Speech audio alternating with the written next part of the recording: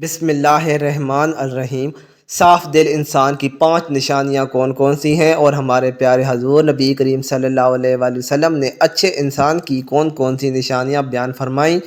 اور ساتھ ہی ساتھ برے انسان کی کون کون سی نشانیاں بیان فرمائیں، یہ تمام باتیں اس ویڈیو میں پیش کی جا رہی ہیں۔ آپ سے درخواست ہے کہ اس ویڈیو کو آخر تک ضرور دیکھیے گا۔ محترم ناظرین، سب سے نشانیاں کون کون سی ہیں؟ ماہر نفسیات کے مطابق صاف دل انسان میں یہ 5 نشانیاں پائی جاتی ہیں۔ نمبر 1، بہت جلد جذباتی ہو جائے گا، یعنی جب اس کے سامنے کوئی غلط بات کی جائے تو اس سے قطع نظر کے آگے کون کون بیٹھا ہے یا نہیں، اس کے جذباتی پن کے کیا کیا نقصانات ہو سکتے ہیں، وہ کھل کر اپنی سچائی کا اظہار کرے گا اور اس مقصد کے لیے جذبات کا سہارا لے گا۔ نمبر 2، اس کا غصہ تھوڑی دیر کے لیے ہوگا، یعنی وہ جیسے ہی بہت جلد جذباتی ہو جاتا ہے اور سامنے والے سے لڑ جاتا ہے، ویسے ہی بہت جلد ٹھنڈا بھی ہو جاتا ہے اور پھر سے بالکل ایسے ہو جاتا ہے جیسے کچھ ہوا ہی نہیں۔ نمبر 3، ماہرین نفسیات کہتے ہیں کہ ایسا شخص نہایت حساس طبیعت کا مالک ہوتا ہے اور لوگوں کے تلخ رویے اسے بہت تکلیف دیتے ہیں، یعنی ایک صاف دل انسان سے جب کسی کا تلخ رویہ دیکھتا ہے تو اندر سے ٹوٹ جاتا ہے۔ نمبر 4، وہ ہر رشتے کو دماغ کی بجائے اپنے دل سے نبھائے گا، یعنی جس کے ساتھ تعلق نبھائے گا دل سے نبھائے گا، پورے کا پورا اسی کا ہو جائے گا اور ہر دم اس کی خیر اور بھلائی کے لیے بے قرار رہے گا۔ ماہر نفسیات کے مطابق ایک اچھے اور صاف دل کے انسان کی 5ویں نشانی یہ ہے کہ ایسا شخص کبھی کسی کے دل میں اپنے لیے وہ خلوص اور محبت نہیں جگا پائے گا جو دوسروں کے لیے محسوس کرتا ہے، جبکہ اس کے برعکس چالاک، ہوشیار، مکار اور چاپلوس قسم کے لوگ سب کے پیارے ہوتے ہیں۔ محترم ناظرین، یہ وہ 5 نشانی ہیں جو ایک صاف دل انسان کے لیے ماہر نفسیات بتاتے ہیں۔ آئیے اب اس کائنات کے سب سے بڑے امام اور پیشوا نبی آخری الزمان حضرت محمد صلی اللہ علیہ وآلہ وسلم کی زبان اقدس سے جانتے ہیں کہ اچھے اور صاف دل انسان کی کیا خوبیاں ہیں۔ امام بخاری رحمۃ اللہ علیہ نے کتاب الادب المفرد میں لکھا کہ حضرت اسماء رضی اللہ تعالی عنہا بیان فرماتی ہیں کہ ایک دن جناب رسول صلی اللہ علیہ وآلہ وسلم نے فرمایا کہ کیا میں تمہیں تمہارے اچھے لوگوں کے بارے میں نہ بتاؤں؟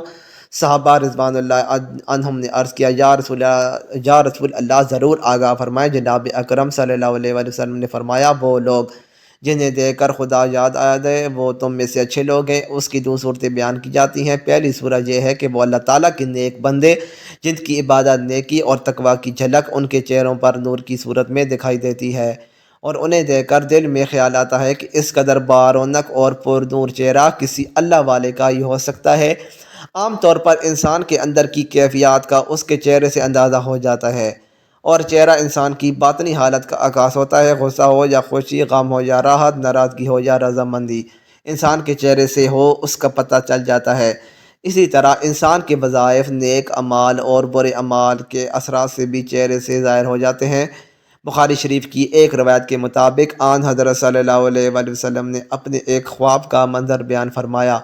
کہ میں ایسے لوگوں کا ایک ہجوم دیکھا جن کے چہروں کی کیفیت یہ تھی کہ چہرے کا نصف حصہ خوبصورت اور باقی نصف حصہ بدصورت تھا۔ فرشتوں سے پوچھا کہ یہ کون لوگ ہیں؟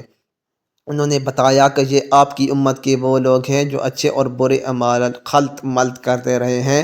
اعمال صالحہ بھی انہوں نے کیے ہیں اور ان کے سینوں میں بھی چھپے نہیں رہے۔ ان کے نیک اعمال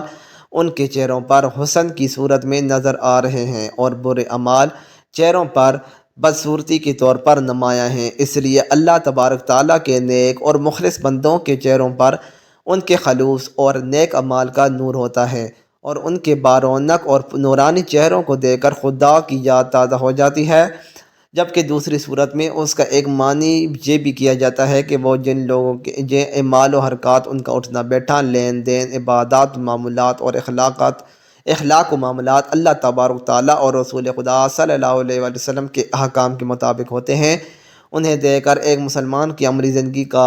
نقشہ سامنے آ جاتا ہے اور خدا یاد آ جاتا ہے۔ بہرحال جناب نبی کریم صلی اللہ علیہ وآلہ وسلم نے فرمایا کہ تم میں سے اچھے وہ لوگ ہیں جنہیں دیکھ کر خدا یاد آ جائے۔ محترم ناظرین، جہاں نبی کریم صلی اللہ علیہ وآلہ وسلم نے اچھے لوگوں کی 2 خصوصیات بیان فرمائیں، وہیں پر فرمایا، کیا میں تمہیں بڑے بڑے لوگوں کے بارے میں نہ بتاؤں؟ صحابہ کرام رضوان اللہ عنہم نے عرض کیا، یا رسول اللہ، ضرور بیان فرمائیں۔ آپ صلی اللہ علیہ وآلہ وسلم نے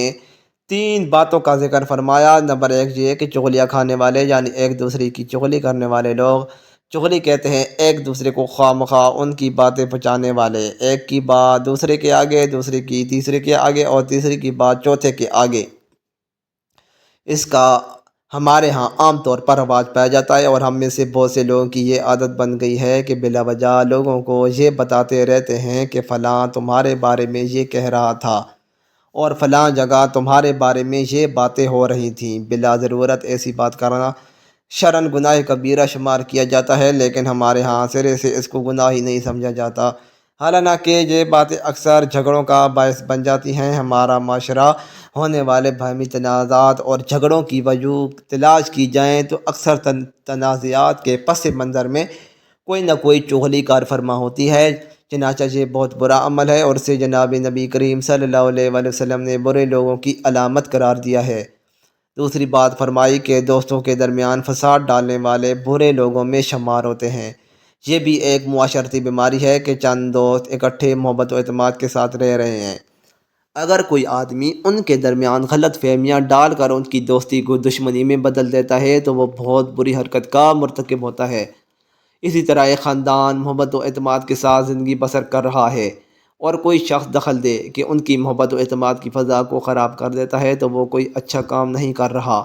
محبت اعتماد کی فضا خاندانوں میں ہو، دوستوں میں ہو، مشترکہ کام کرنے والوں میں ہو، اس میں فساد ڈالنے والوں کو جناب رسول اللہ صلی اللہ علیہ وآلہ وسلم نے بڑے بڑے لوگوں میں شمار کیا ہے۔ تیسری بات، حضور صلی اللہ علیہ وآلہ وسلم نے فرمائی کہ شریف اور باعزت لوگوں میں عیب تلاش کر کے انہیں بدنام کرنے والے بھی برے لوگ ہوتے ہیں۔ عیب اور کمزوری سے کوئی شخص پاک نہیں ہے، لیکن اللہ تعالیٰ اپنے فضل و کرم کے ساتھ اکثر لوگوں کا پردہ رکھتے ہیں۔ اب ایک شخص عزت کے ساتھ زندگی بسر کر رہا ہے، لوگ اس کا احترام کرتے ہیں اور اسے اچھا آدمی سمجھتے ہیں، لیکن کوئی شخص بلا وجہ اس کی ٹوہ میں رہتا ہے کہ اس کی کوئی کمزوری ہاتھ لگے تو اسے بدنام کروں، اس کا کوئی عیب میرے علم میں آئے تو اس کا پروپیگنڈا کر کے اس کی عزت کو خراب کروں۔ لوگوں کے عیب تلاش کرنے کے لیے ٹوہ میں رہنا، خاص طور پر معزز اور شریف لوگوں کے حالات کا تجسس کر کے ان کے عیوب کو ڈھونڈنا اور پھر انہیں منتشر کر کے ان کی بدنامی اور بے عزتی کا باعث بنانا کوئی اچھی صفت نہیں ہے۔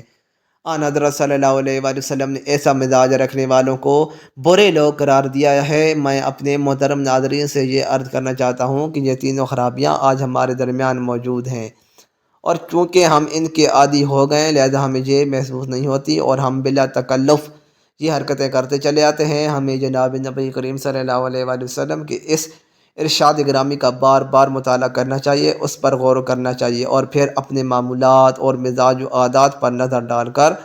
اپنی کمزوریوں کو محسوس کرتے ہوئے اصلاح کی کوشش کرنی چاہیے۔ اللہ تبارک تعالیٰ سے دعا ہے کہ ہمیں ان بڑی بڑی معاشرتی برائیوں سے محفوظ و مامون فرمائے اور ہمیں